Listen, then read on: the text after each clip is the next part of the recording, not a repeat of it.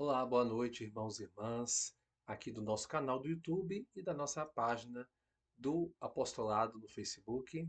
Salve Maria, estamos todos juntos a partir de agora em mais um programa do nosso apostolado, nesse domingo, dia do Senhor, né? Segundo domingo do tempo do Advento. Antes de iniciarmos nosso programa, convido os nossos irmãos e irmãs a juntos comigo fazermos a nossa oração inicial.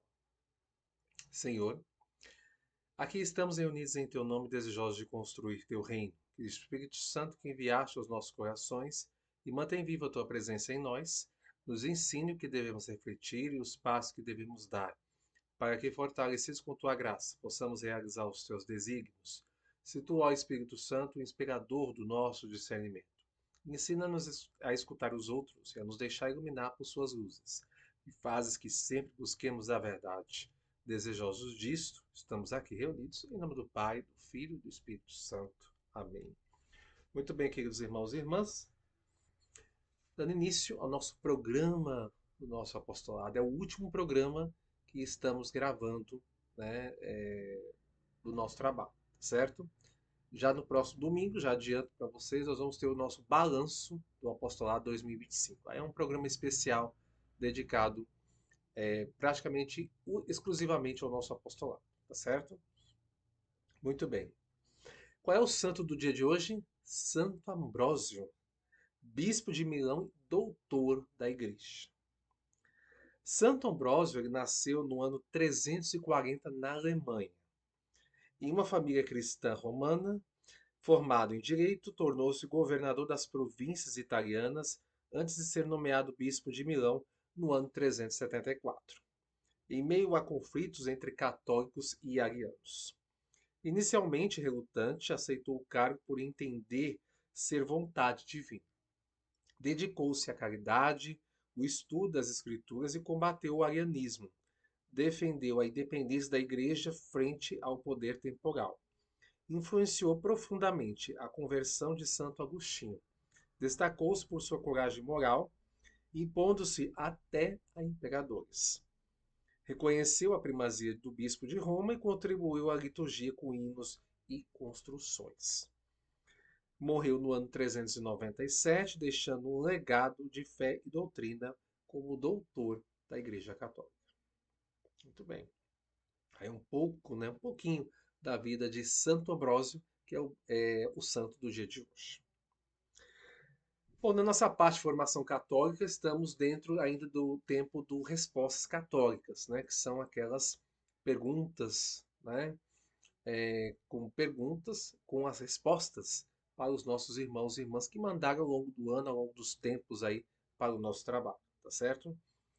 Hoje nós vamos responder vamos dar uma resposta católica que propriamente não foi uma pessoa que mandou para o nosso apostolado, e sim que apareceu em um programa de TV, né? E eu achei interessante a gente comentar aqui, né? Dar a resposta, né? E comentar aqui com vocês. A pergunta é a seguinte: baseado em seu formato, qual é o nome específico dado à cruz onde Jesus Cristo foi crucificado? Essa é a pergunta, tá? Então, alguns meses atrás, em um determinado programa de televisão, foi realizada a seguinte pergunta para uma determinada equipe. Baseado em seu formato, qual é o nome específico dado à cruz onde Jesus Cristo foi crucificado? Uma das participantes assim respondeu: eu posso responder, eu sou evangélica, né? Cruz do Calvário. A participante estava acompanhada de outras duas que também manifestaram surpresa com a situação. A participante insistiu e disse: gente, Cruz do Calvário, aprendi na igreja. Enquanto o apresentador repetia a pergunta, demonstrando dúvida, após a resposta ser considerada incorreta, o apresentador explicou: perderam tudo. Cruz latina seria a resposta correta. A reação da participante foi imediata. Não, não, a pergunta foi feita errada então. As outras duas participantes reforçaram. Tá errado isso, gente. Tá errado isso, gente. Muito bem, vamos explicar um pouco melhor e resumidamente sobre esse assunto. A cruz, onde Jesus foi crucificado, é historicamente a cruz imissa ou cruz latina, com a haste vertical mais longa que a barra horizontal, como confirmado pela tradição e pelo catecismo da Igreja Católica. A expressão Cruz do Calvário é um termo simbólico que se refere ao local e evento da crucificação, usado na devoção e liturgia. Há outros formatos romanos de cruz, como a cruz com missa, com T, e a cruz decussata, em X. Assim, cruz do Calvário indica o significado espiritual, enquanto cruz e missa descreve seu formato físico, né? E é justamente isso foi a pergunta, né? Qual é o baseado em seu formato, né? O nome específico dado à cruz onde Jesus Cristo foi crucificado, ok?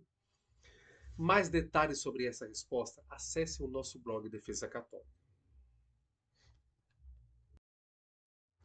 Muito bem, meus irmãos e irmãs, dando sequência à nossa história da Igreja, hoje nós vamos falar sobre o Concílio de Constança, que foi do ano 1414 a 1418. O Concílio de Constança foi um dos mais importantes concílios ecumênicos da história da Igreja Católica. Realizou-se na cidade de Constança, atual Alemanha, entre 1414 a 1418. Teve como objetivo principal resolver a maior crise eclesial da época, o Grande Cisma do Ocidente. Durante o cisma, 3 homens reivindicaram ser o Papa ao mesmo tempo.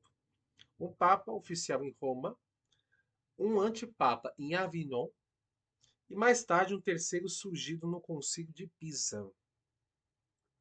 Essa divisão enfraquecia a autoridade da Igreja e gerava confusão entre os fiéis. Os principais objetivos do concílio: pôr fim ao grande cisma do Ocidente, reformar a Igreja, julgar questões doutrinárias importantes, como os casos de John Hus e Jerônimo de Praga. O concílio depois o levou à renúncia dos 3 pretendentes ao papado e elegeu um novo papa, o Papa Martim V, eleito em 1417. Assim restabeleceu-se a unidade da Igreja. A condenação de John Hus, um reformador e teólogo tcheco, foi acusado de heresia, né? Assim, de ter recebido salvo-conduto para viajar, foi preso, condenado e executado na fogueira em 1415. Sua morte desencadeou revoltas husitas na Boêmia. A condenação de Jerônimo de Praga, discípulo de John Hus, também foi julgado e executado em 1416, acusado de heresia. O concílio declarou que a autoridade conciliar estaria acima da autoridade papal em casos de necessidade extrema. Essa ideia marcou o conciliarismo, teoria que mais tarde seria rejeitada pela Igreja. Mas quais foram as consequências deste concílio?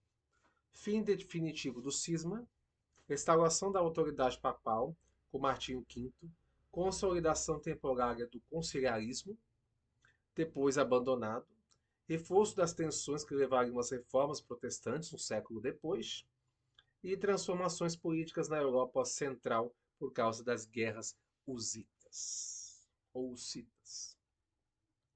Muito bem, meus irmãos, no próximo ano nós vamos continuar falando sobre os concílios da Igreja, não acabou. Nós vamos continuar falando.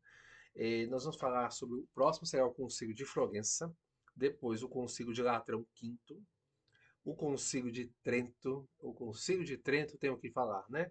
Foi 18 anos de concílio, né? Em seguida, o Concílio Vaticano I e o Concílio Vaticano II. Tá bom?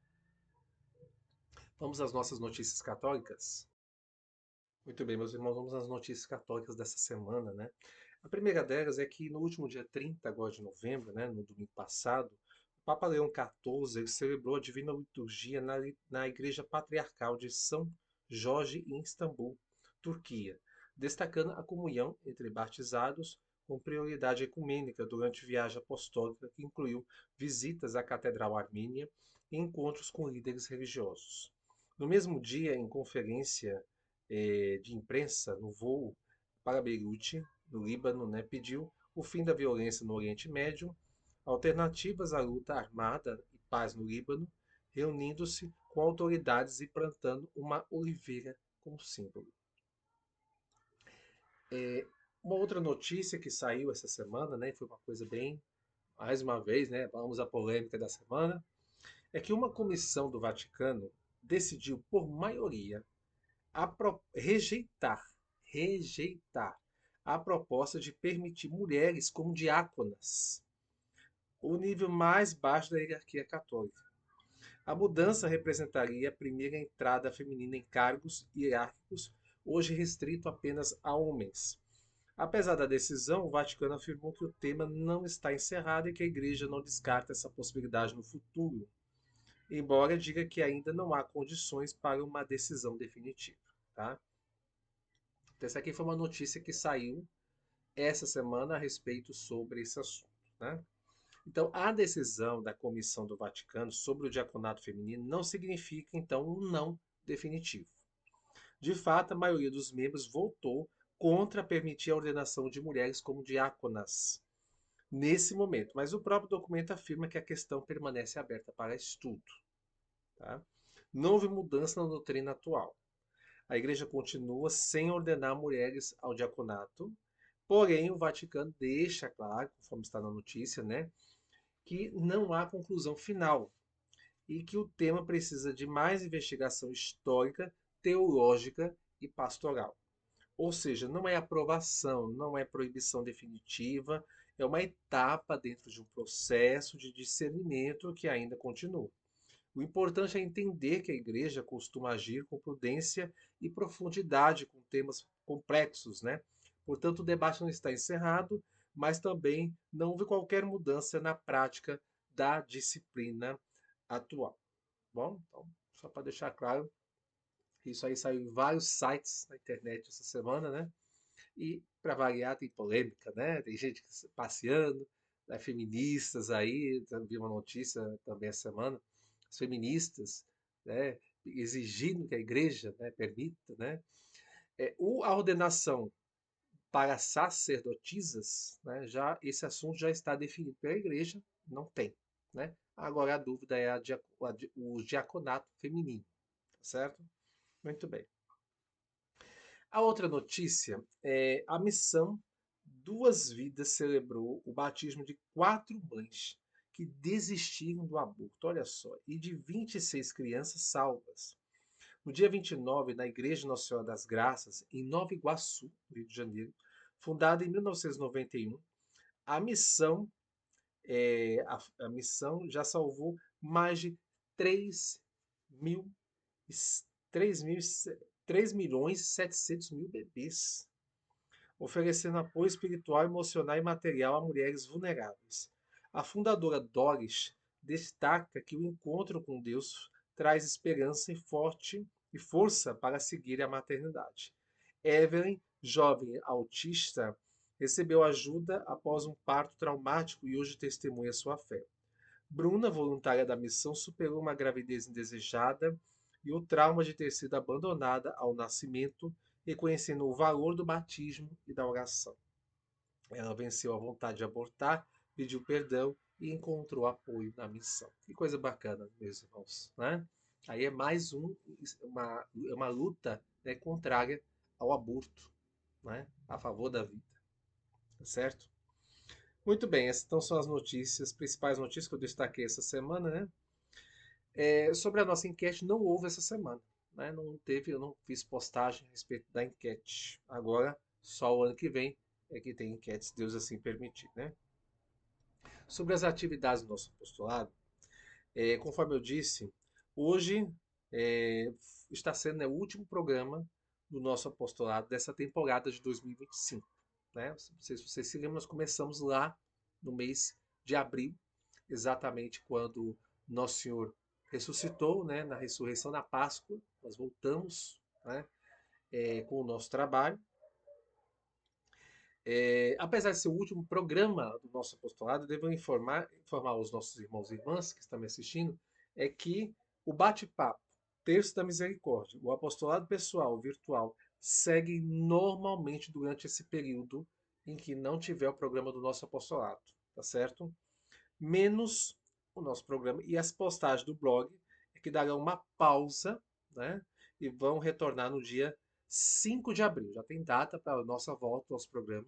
5 de abril de 2025, exatamente no domingo de Páscoa, né? Páscoa do ano que vem vai ser no dia 5 de abril. E aí é quando a gente volta oficialmente, se Deus assim permitir, não houver nenhum imprevistos, com o nosso programa do apostolado. Certo? Tá bom? Então que fique bem claro. O restante segue programação normal. Tá?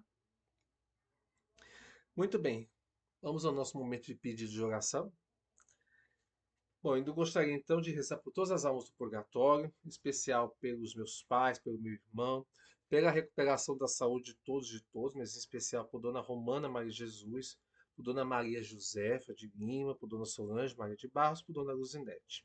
Rezemos também por todos os ministros ordenados, pelo Papa, pelos bispos do mundo inteiro, por todos os padres, diáconos e por todos nós leigos. Rezemos em especial pelo nosso apostolado de defesa católica, por todos os seguidores inscritos em nossas redes sociais e também pela conversão de todos e de todas à única Igreja de Cristo, que é a Igreja Católica, e que assim Deus possa atender a todos os nossos pedidos. Amém. Antes da oração final, das nossas orações, eu gostaria de comentar com vocês duas coisas. Primeiro, na próxima semana teremos um programa especial nesse mesmo horário, que é o balanço do nosso apostolado 2025, certo? Como já acontece há alguns anos, a gente faço aqui com vocês um tipo de um balanço do que foi feito pelo nosso trabalho ao longo desse ano, tá certo? Então, e também pensar no ano seguinte. Normalmente é assim.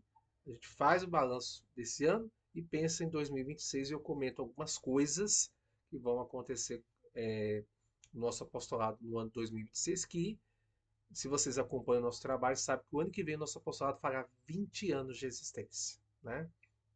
Enfim, tá bom?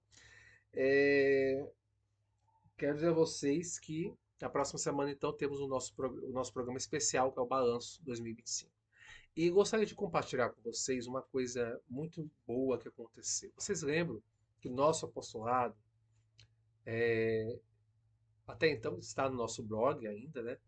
A campanha pela missa de São Pio V. Nós fizemos uma campanha em 2008, entre 2008 e 2009, para que tivéssemos uma missa tridentina, né? Que é a missa segundo o Missal de 1962, uma missa em latim. E aí o que acontece? Essa semana eu tive a graça de participar de uma missa tridentina aqui, exatamente na minha cidade, né, na cidade de Caruaru. E, e a missa foi na última quinta-feira e pela primeira vez, né, foi celebrada aqui, depois do término, né, depois que encerrou, ela foi celebrada aqui na Catedral Nossa Senhora das Dores, né? Porque ela já teve outras missas que foram celebradas também na cidade, certo?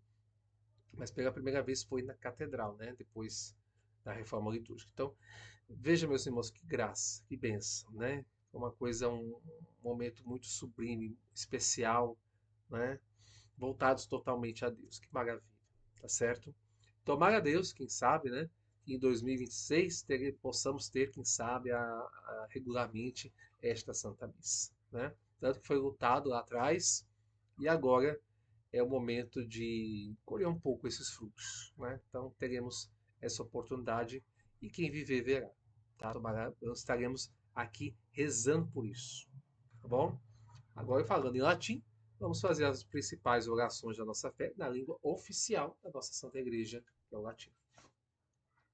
Pater noster, quis in celis sancticetur nomen tuum, adveniat regnum tuum, fiat voluntas tua sicut in cielo et in terra. Pane nostrum quotidianum da nobis hodie, et dimitte nobis debita nostra, sicut et nos dimittimus debitoribus nostris, et ne nos inducas in tentatione, sed libaga-nos a malo. Amém. Ave Maria, gratia plena Dominus tecum, benedicta tui mulieribus et benedictus fructus ventris tui, Iesus. Santa Maria, Mater Dei, ora pro nobis peccatoribus, nunc et hora mortis nostre. Amém. Glória Patria et Filio et Spiritui Sanctus, sic tuere in principio et nunc et semper, et in saecula saeculorum. Amém. Muito bem, queridos irmãos e irmãs. Encerrando por aqui, esse foi então o nosso último programa, né, dessa temporada do Apostolado Defesa Católica 2025, tá? Mas na semana que vem a gente vai conversar ainda mais um pouco, tá bom? Na semana que vem é que eu vou me despedir de vocês referente a esse ano de 2025, tá bom? Então aguardem. Então fiquem com Deus, um santo e abençoado fim de domingo, uma semana que se inicia a partir de hoje, bendita. Amanhã, 8 de dezembro, dia da Imaculada Conceição, é missa de preceito. Se Deus quiser, estaremos todos juntos na Igreja Nossa Senhora da Conceição. Forte abraço, que Deus nos abençoe e que os anjos nos protejam. Salve Maria.